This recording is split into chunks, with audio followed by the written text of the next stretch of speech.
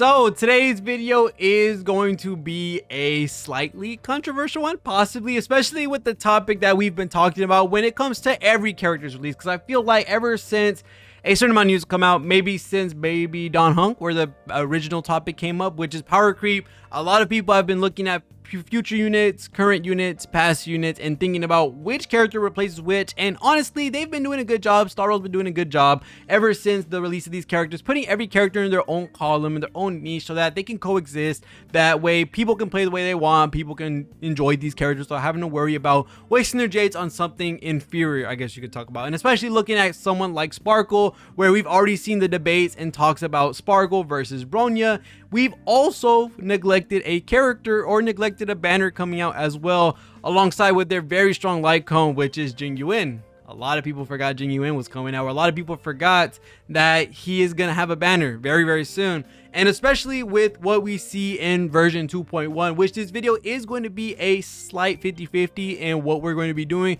which is going to be doing half discussion, half showcase. That way we can show Jing Yuan's power, but also talk about why he's in trouble. And I'm pretty sure a lot of you know why he's in trouble. And especially with what we're going to be looking at 2.1, which is going to be Acheron, someone that a lot of people have been looking forward to, which is the Mei reincarnate, or the Mei version in Honkai Star Rail. We know that she's lightning nihility, and that's a very big deal, because we've not, in my honest opinion, see a character match both the weakness and the type of their character at the same time, and especially when they coincide with one of the more popular characters in the game, which is Kafka, who is the only lightning nihility.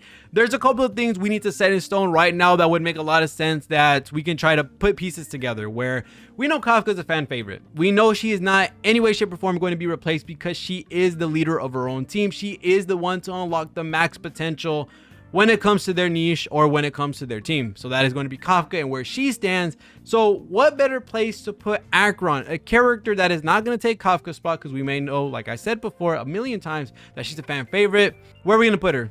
And also looking at, we have a brand new relic set dealing with characters having debuffs on them, and you have more crit rate, crit damage. We all know that Dr. Ratio was a big benefit for this. And another thing to look at is that there are characters that have been in paths that share a lot of similarities with other paths doing their main role anyway, kind of like how we have Topaz and Numbi, where they're able to put a debuff on the enemy and also do damage themselves. Same thing with REHOO and Fushun, where we see them doing more capabilities than just keeping your team alive, where they're able to sustain your team but also buff out whatever else is on your team. REHOO giving energy and attack, and Fushun giving crit rate, damage buff, all these type of things, and healing and shield. There's a lot of stuff that she's doing, and there's a lot of stuff that REHOO is doing that is putting them into other parts of the game with the other paths. So that's the really interesting part. And looking at Acheron with the nihility path, with the relic set that deals with debuffs, I'm pretty sure you could put 2 and 2 together. She is most likely going to be a main DPS, and I'm not saying anything, but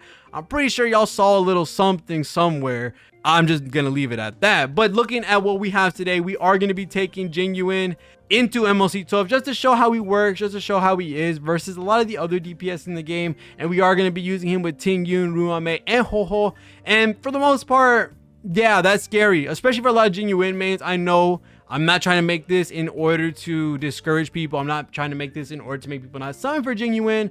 But when you have a character that is threatening the same exact role as your character, not a different element, not a different niche, you have a whole character that is in the same field as a lightning DPS, not a lightning dot trigger, not a lightning team leader of another team like follow-ups or something like that, full on just lightning DPS. That's scary, because you have a character that's potentially going to be better than Jing Yuan in a lot of the different spots in the game when it comes to AoE, single target, weakness break. There's a lot of things that can go forward for Acheron, and a lot of things that can go forward for Jing Yuan. So we're going to go ahead and take him into MLC, try him out, talk about his faults, talk about his pros, all that type of stuff in regards to just a lot of people not talking about him right now, which is a saddening thing, that we might have our first power crept character in the game, because I do say that a lot of these characters should be in their own column. Like Blaze should be in his own column with Win, Don Hunk should be in his own column with Imaginary. You know, all these characters have their own set spots, and then when you have a character that finally overlaps, this is the first of its kind, I think, that we can see. So we're going to go ahead and start normal attacking, getting this shield a little bit down.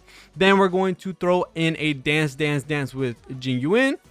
and give him the energy that he needs to get his Lightning Lord stacks, which is a very crucial part of his kit. We're going to give Jingyuan the Tingyun attack boost as well, giving him also Ruan Mei's penetration field, which is a really good thing.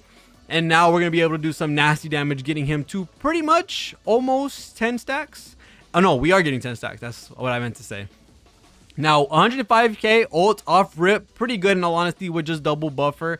One thing that does suck is even after we skill right now, I don't think we're going to be getting Lightning Lord to the top of the list, which sucks. Probably one of his cons that he has. But when you see Lightning Lord actually get thrown down into hitting all these guys, amazing. It's just absolutely brutal with how much shield breaking you're going to be doing to these guys. And also, hopefully not getting CC'd. That is the main thing you also want to worry about with Jing Yuan as well, because that can lower Lightning Lord back to the bottom. And woo! 243k! That's some damage. Holy crap. That is really nice, especially for that Lightning Lord. Now, I wish there was other ways to get it back to the top, where shoot it to the top. I feel like we can get some nasty stuff going if that was the case. Just because, just imagine he gets advanced forwarded, the Lightning Lord, if you hit 10 stacks, and just automatically happens. You don't have to worry about the 10 stacks getting thrown back down, losing all your DPS. There's a lot of really cool stuff that could possibly happen with that being said. We're going to go ahead, break that dude. Defense reduction is really good. Normal, we're going to get all our skill points back. Hopefully he doesn't hit Jing Yuan. That would be absolutely...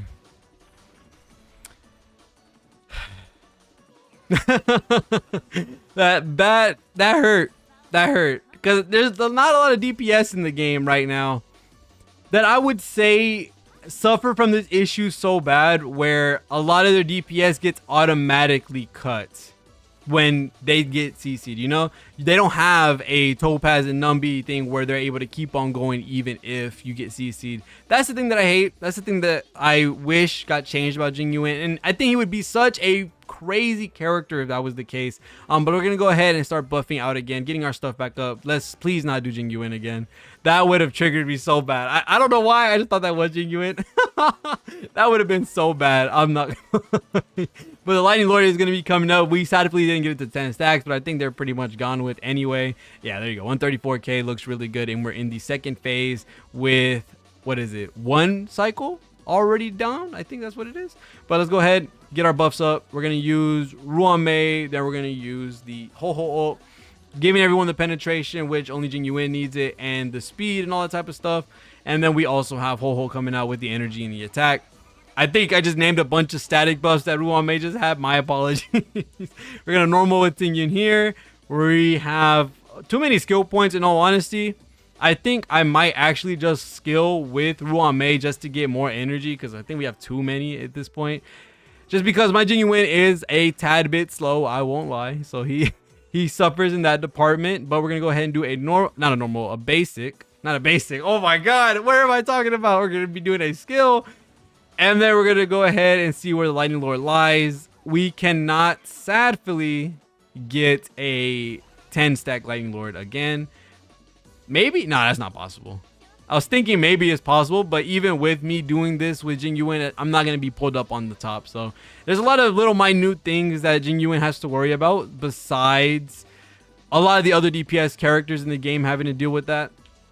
I really wish, honestly, that there was some buffs that we could have given him before Acheron came out, just to help him out in getting summoned, because it sucks that he is getting skipped around, or he is getting like ignored, that his banner is coming. It really is upsetting, sadly. We are almost there to ults. We have our penetration field again. Right now, I don't have much. Hopefully getting the ult. I am so close. We're going to break the part in the middle. We're going to go ahead and throw out the ult for Ruan Mei. And Jing Yuan should slowly but surely get here. He should slowly but surely get here. That is not what I wanted. Let's do a normal on anyone. Let's give Jing Yuan his ultimate. That way we can boost up the... My controller keeps dying and my mouse is dying too. So my apologies. We are going to... What? I feel like he should have got the rest of that. But now we can do the skill. Then we get the ult off. Lightning Lord is going to have his 10 stacks. And we should probably get it done like this. Most likely. I don't think we would have to worry about these guys coming up and staying alive. So we're gonna just go ahead and buff the crap out of Jing Yuan to get this Lightning Lord as much damage as possible. Imagine we get stunned somehow or frozen. I would be. Oh, never mind. That's why Ruin Maze the GOAT. Oh, 8%. No. So Jingyuan does damage. He's a really great unit. He honestly is really nice. I just think he does take a lot more work than many other characters.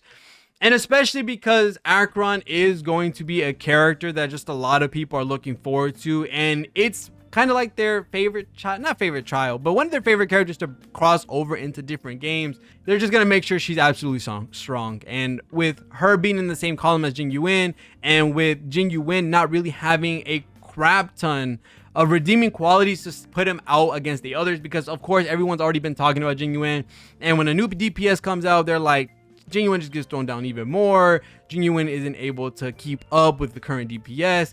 Although Jingyuan has his own like pros, of course, in pure fiction, he's absolutely amazing. I think that's one redeeming quality for him for sure, that he does do a lot of damage, and because his ult and his skill do a lot when it comes to pure fiction, he does have his pros when it comes to that. But we don't know what Acheron's going to do up until later. Jingyuan's banner will still be here when Acheron is actually shown in the live stream, in the 2.1 live stream. So if you're thinking about getting Jingyuan, I highly advise to wait until the 2.1 live stream. That way we can see all of what Acheron does, all of what Adventurine does, and then we can see if Jingyuan's worth it. I think even more so for Sparkle as well. You can check and wait and see for when Acheron comes out, for when Adventurine comes out in the 2.1 live stream, because I think that's going to be very important. I think it's just going to be a really crazy patch coming forward to us. So I don't want people wasting their Jades and seeing Acheron or Adventurine being super busted. And they're like, no, I wish I would have saved it. But other than that, that's going to be it for this video. Let me know what you think about Jingyuan. Let me know what you think about Acheron, especially with them sharing the same roles at this point where they're both lightning DPS. There's nothing else that puts them apart from each other rather than just doing the damage, unlike Kafka and of course the other element DPS. So other than that, thank you guys so much for watching. See you on the next one, and peace.